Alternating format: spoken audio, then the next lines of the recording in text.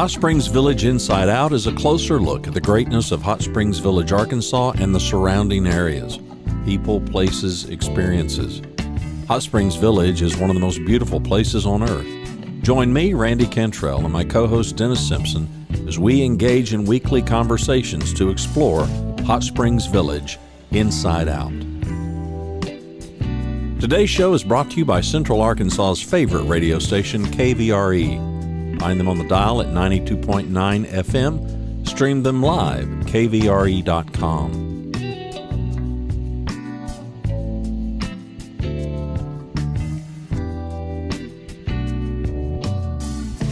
Today's show is brought to you by RE/MAX of Hot Springs Village. The award-winning RE/MAX of Hot Springs Village is the largest real estate office inside the village with over 30 full-time agents and support staff. Visit them to learn more about this beautiful place to solve your real estate needs. Call them at 1-800-364-9007. Find them online at explorehsv.com. They are RE/MAX of Hot Springs Village at 1-800-364-9007 or online at explorehsv.com. HSV Inside Out is also brought to you by Ike Eisenhower State Farm. Ike and his award-winning team have been serving the insurance needs of folks all around Hot Springs Village since 1998. Ike has qualified for State Farm's President's Club Chairman Circle and Hot Springs Village Insurance Agent of the Year. Call Ike Eisenhower State Farm today at 501-984-4100. That's 501-984-4100. Find them online at ikeeisenhower.net. Call them today for all your insurance needs because, like a good neighbor, Ike Eisenhower State Farm is there. Walking inside the village. The village is not it's not a pedestrian kind of a place, but it is a place where there's a lot of walking and there's a lot of places that you can walk. I think the last time I looked, there was 30 some odd miles of trails here inside the village, but there's way more than that. Not in trails, but places that you can walk. In some upcoming episodes, I'm going to take you to some of the favorite places that we have found. These are really remote, secluded, I'll call them neighborhoods because the roads are paved, but there aren't very many houses. And so you can go, you can park your car, and it's really cool. It's really cool. And you can stay on the asphalt. And that's great, especially in the summertime. You don't have to worry about bugs and chiggers. And I would still encourage you to spray your ankles. Ticks and bugs we're in a forest, so it's a thing. But there are all kinds of really secluded neighborhoods where people can go and walk in addition to all of the trails that are here. If you don't enjoy that kind of activity, learn to, because it's great. Now, I understand that there are people that do have some challenges. Maybe it's health, some physical limitation. I get it. I had my right knee scoped, and that threw a kink in my walking for a number of weeks, if not a number of months. And so some of the favorite trails that I liked that kind of had steep inclines, the inclines weren't so bad, it was the decline that was kind of the problem. Going downhill was way tougher than going up a hill.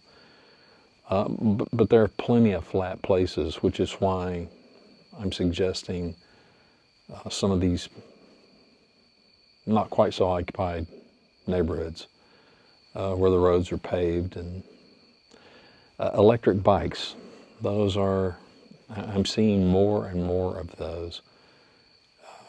And because of the nature of the terrain here, a lot of hills, if you're an accomplished cyclist, you'll have no problem. But for those of us that are not, electric may be the way to go for when you need some assistance.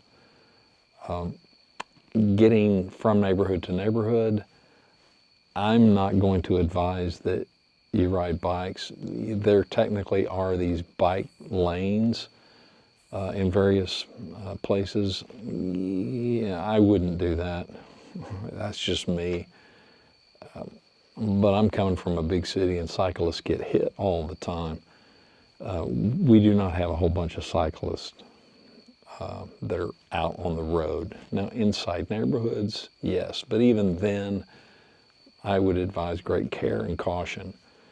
If you are not from a place that has terrain like we have here, meaning a lot of hills, a lot of ups and downs, and a lot of curves, there are a number of blind curves here, and I'd be careful. So walking, riding throughout the village, I do see people in golf carts, sometimes tooling around neighborhoods. Short distances, I will see people driving golf carts. So I know that happens. I don't own a golf cart, so. But this is not a community like you see in the villages down in Florida where you can get anywhere you want to go because that's the standard mode of transportation. And now here, you're going to need to get in a car. Scooters and motorcycles, those are a thing.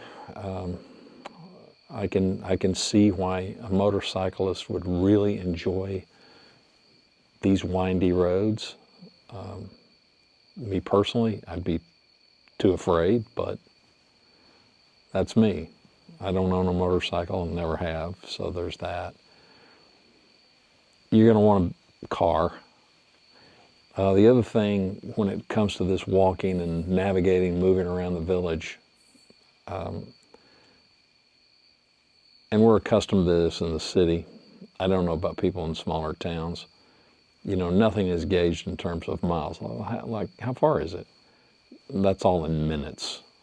And here, you'll learn to not equate minutes with miles, because you can go somewhere that is 4 miles away and it will be 15 minutes because the terrain, windy roads and whatnot.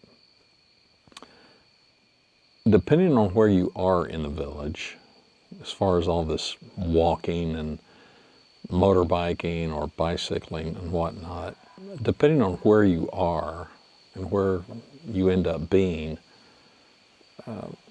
is going to have some impact on that. Our neighborhood, for instance, is, I would say, moderate sized. There are some neighborhoods that are a street or two. Then there are other neighborhoods that are more than a street or two. And some of the neighborhoods, the inclines and the hills and the twisty roads are significantly worse. Here in my neighborhood, there's a lot of streets to walk, a lot of streets that you could ride a bicycle on, electric or otherwise. And so it's just something to think about. If you're accustomed to getting out in the morning, getting out in the evening and walking, every neighborhood's going to be walkable. Every neighborhood is going to have the ability to go walk your dog or yourself.